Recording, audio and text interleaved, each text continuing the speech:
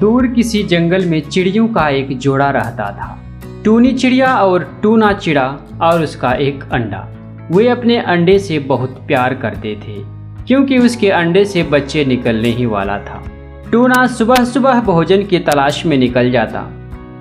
मम्मा चिड़िया सारा दिन अंडे का रक्षा करती और अपने अंडे से बातें करती रहती थी।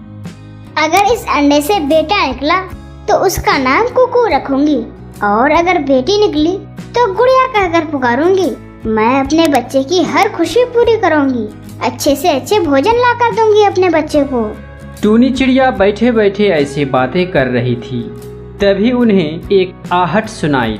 फिर टूनी चिड़िया शांत होकर घोंसले में छुप जाती है। मिल जाए कोई तो शिकारी मिल जाए, आज सुबह से ही घूम रहा हूँ। अपने आसपास शिकारी को देखकर टूनी चिड़िया डर जाती है और घोंसले में छुप कर बैठ जाती है और अपनी नज़र शिकारी पर रखती है।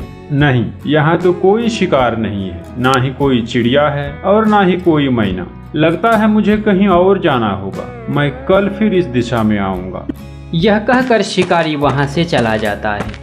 शिकारी को जाता देख टूनी चैन की सांस लेती है और बोलती है, अब शिकारी ने यह रास्ता देख लिया है, लगता है हमें यहाँ से और कहीं जाना होगा, किसी और सुरक्षित जगह पर जाना होगा हमें। उधर टूना को भी भोजन मिल जाता है और टूना भोजन लेकर घोंसले की तरफ रवाना हो जाता है। और इधर टूनी बेसब्री से टूना का इंतजार कर रही होती है। जैसे ही टूना घोंसले में आता है तो टूनी टूना को सारी बातें बताने लगती है।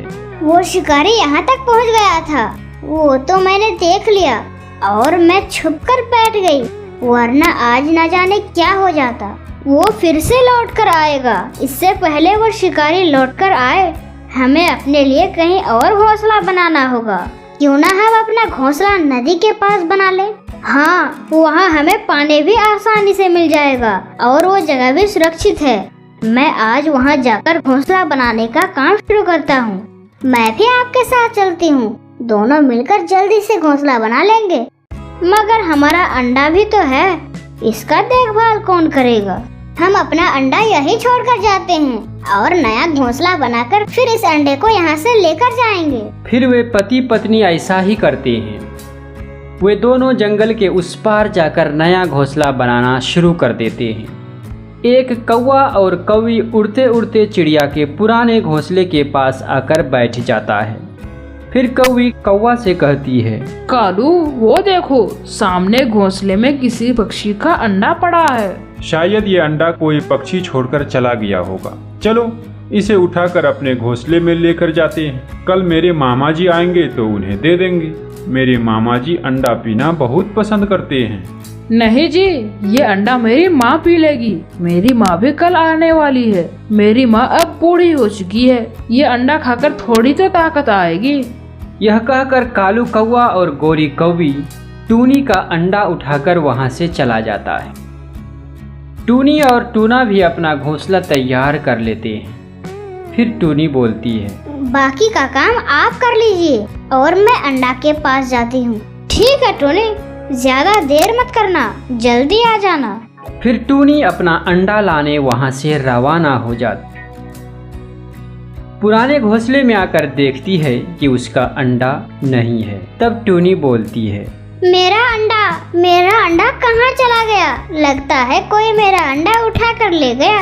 मैंने अपने अंडा की सुरक्षा के लिए ही तो नया घोंसला बनाया था, मगर मेरे अंडा को कोई उठा कर ले गया। टूनी अपने घोंसले में अंडा ना पाकर बहुत रोती है और रोते हुए टूना के पास चली जाती है। टूना के पास पहुंचकर टूनी रोते रोते कहती है, हम लुट गए, हम बर्बाद हो गए। किसी जालिम ने हमारा अंडा चुरा कर ले गया। पुराने घोंसले में अंडा नहीं है। टूनी की यह बात सुनकर टूना हक्का बक्का रह जाता है और कहता है, ये क्या हो गया? हमारे मासूम अंडे ने किसी का क्या बिगाड़ा है? टूना और टूनी बैठे बैठे रोते रहते हैं। फिर रात हो जाती है। टूनी और टूना भोजन किए बिना ही अंडे के बारे में सोचते रहते और इधर गोरी और कालू भी अपने घोंसले में बैठे होते हैं। गोरी और कालू को अंडे से कुछ हरकत महसूस होती है। फिर गोरी अंडे को कान लगाकर देखती है और कहती है, कालू जी, ओ कालू जी, अंडे में तो बच्चा भी बन गया है। अब ये अंडा पीने लायक भी नहीं रहा। मुझे अंडे में से बच्चे की हिलने डुलने की आवाज सुनाई दे रही है। तो फिर इसे उठाकर बाहर फेंक दो। अगर अंडे से बच्चा बाहर आ गया तो नई मुसीबत खड़ी हो जाएगी। ना जाने किस पक्षी का होगा। अगर तोता हुआ तो उसकी टें से मुझे नींद ही नहीं आएगी। नहीं कालू, ऐसे नहीं फेंकते अंडे को। मैं ये अंडे कालन नदी में फेंक आऊंगी।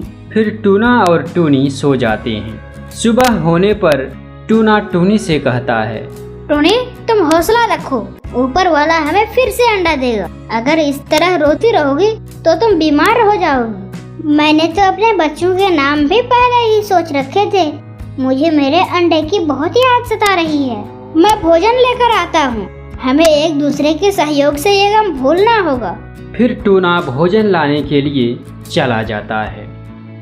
इधर गोरी कहती है, कालू, आज तुम जाओ और भोजन लेकर आओ और मैं इस अंडे को फेंक कर आती हूँ। फिर गौरी कौवी अंडा लेकर नदी की ओर चली जाती है और टूना भी भोजन लेकर आ रहा होता है। तभी टूना गौरी के पास अंडा देख लेता है। फिर टूना गौरी को रोक लेता है और पेड़ पर बैठकर कहता है, गौरी, कल हमारा अंडा किसी ने चुरा लिया है। क्या ये अंडा आपका है? तब गौरी कौवी टूना को समझाती है और कहती है, हाँ, ये अंडा मेरा है और मैं इसे बेचने जा रही हूँ क्योंकि मुझे भोजन की जरूरत है। यह सुनकर टूना मन ही मन सोचता है, मैं यह भोजन देकर गौरी से अंडा ले लेता हूँ। यह अंडा दिखाकर टोनी को कुछ दिनों के लिए खुश रख सकता हूँ। तुम मेरा ये भोजन ले लो गौरी बहन और मुझे अंडा दे दो। फिर गौरी भोजन लेकर अंडा टूना को दे देती है और गौरी अपने घोंसले में चली जाती है और टूना अंडा लेकर जल्दी जल्दी टूनी के पास पहुंचकर टूनी को सारी बात बताता है। टूनी, ओ टूनी, देखो मैं तुम्हारे लिए क्या लाया हूँ। टूनी अंडा देखकर टूना से कहती है, टूना जी, ये अंडा कहाँ मिला? तब टूना सारी बात टूनी को बताता है। फिर टूनी गौर से अंडा देखकर कहती है, टूना, ये तो मेरे ही अंडे हैं। मिल गया, मुझे मेरा अंडा मिल गया। टूनी की बात सुनकर टूना हैरानी से पूछता है, क्या तुम्हें विश्वास है कि ये अंडा हमारा ही है? कोई माँ अपने अंडे को कैसे भूल सकती है? फिर वे दोनों बहुत खुश हो जाते हैं। उसका खोया हुआ अंडा उसे मिल जाता है। फिर कुछ दिन गुजर जाने के बाद उसके अंडे से सुंदर सा बच्चा निकल जाता है जिसका नाम वे कुकू रखते हैं। अब उसकी जिंदगी में खुशियां ही खुशियां लौट आती है। दोस्तों, आपने देखा एक माँ को अपने अंडे से कितना प्यार होता है। रामपुर के जंगल में टूनी चिड़िया अपने मौसी के घर में रह रही थी। टूनी के माँ बाप की पहले ही मृत्यु हो गया था। टूनी चिड़िया और मानो चिड़ा के बीच गहरी दोस्ती थी। वे दोनों अक्सर छुप छुप कर बातें किया करता था। एक दिन टूनी और मानो एक पेड़ के नीचे बातें कर रहे थे। तभी उन्हें उनकी मौसी बबली कबूतरी देख लेती है। क्या रे मनहूस टूनी, यही सब करने के लिए मैंने तुम्हें पाल पोस कर बड़ा किया। अच्छा होता कि तुम अपने माँ बाप के साथ ही मर जाती। तेरा क्या, अगर तुम इस लफंगे मानो के साथ किसी दिन भाग गई तो मेरा तो नाक ही कट जाएगी ना। रुको, आने दो तुम्हारे मौसा जी को। उनसे कहकर तुम्हारी रिश्ते की बात करने को कहती हूँ। अब जल्द ही तुम्हारी शादी करवा दूंगी।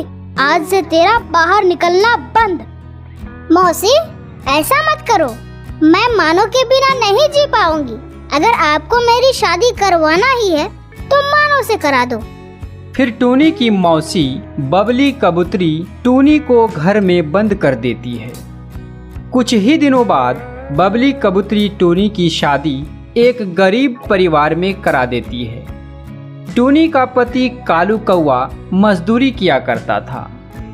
टूनी इसे अपनी किस्मत समझकर अपने ससुराल में खुशी खुशी रहने लगती है।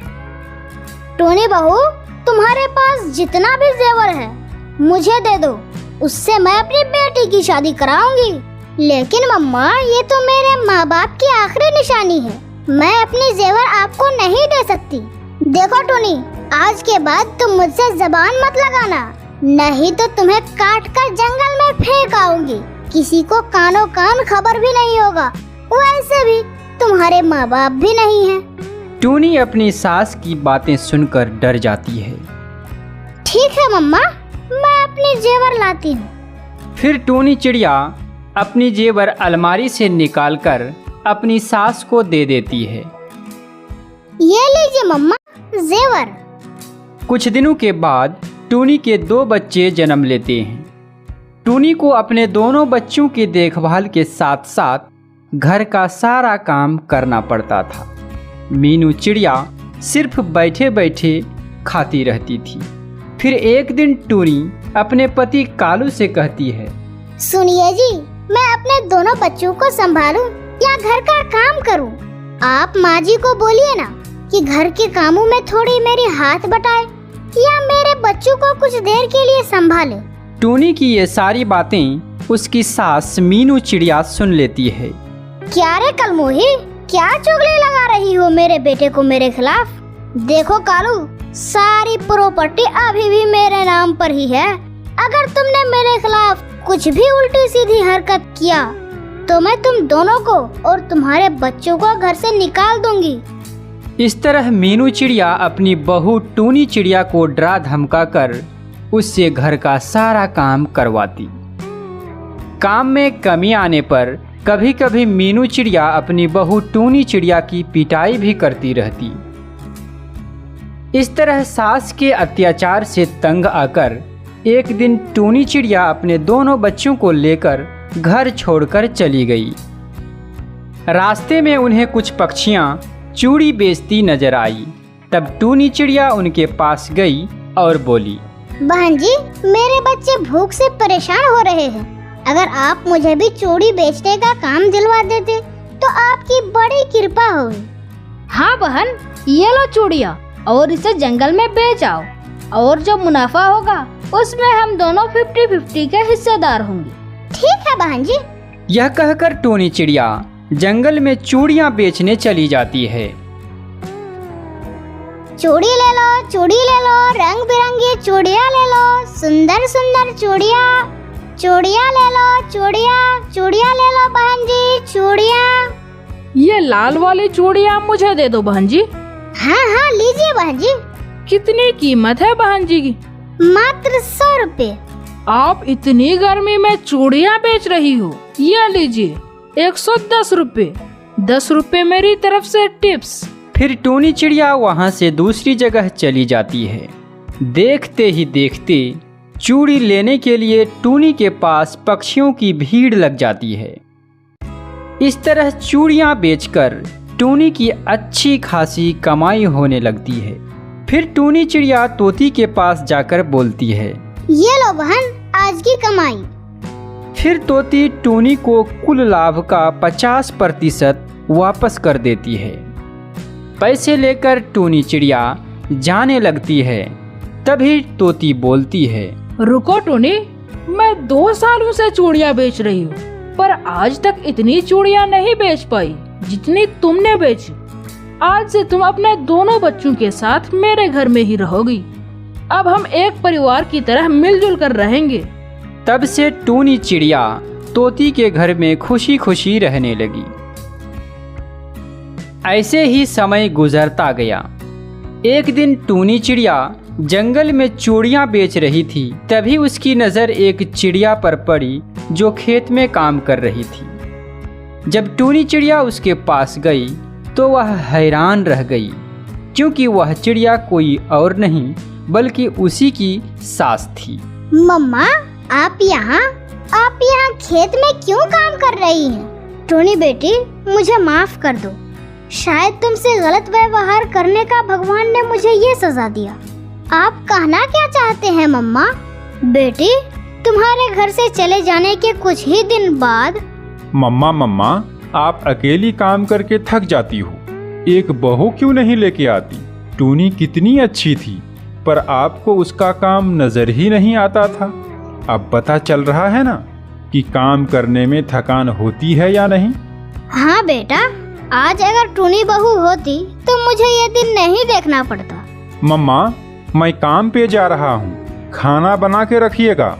यह कहकर कालू कौवा काम पर चला जाता है। शाम के समय कालू कौवा काली कौवी को शादी करके अपने साथ लेकर आ जाता है। मम्मा मम्मा, आज से ये तेरी बहू है, मैंने शादी कर ली है इससे। और काली, ये मेरी माँ है। आओ बेटा, खाना खा लो। मम्मा, हम दोनों ने खाना खा लिया है, आप खाना खा लीजिए और सो जाइए। फिर देखते ही देखते रात हो जाती है।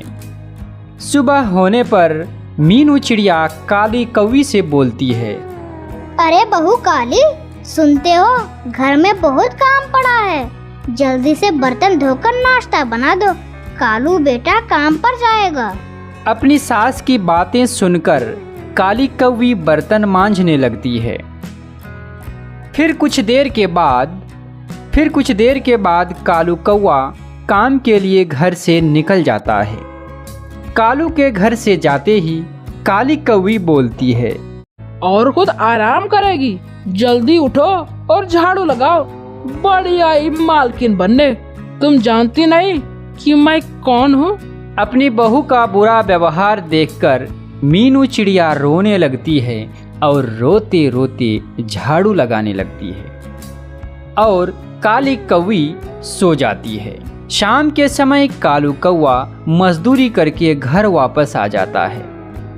तब मीनू चिड़िया अपने बेटे को उसके पत्नी के बारे में सारी बातें बताती है। काली, इधर आओ। बोलो जी, क्या बात है? तुमने मम्मा से घर का सारा काम करवाई? क्यों, आपकी मम्मा क्या कोई महारानी है जो काम नहीं करेगी?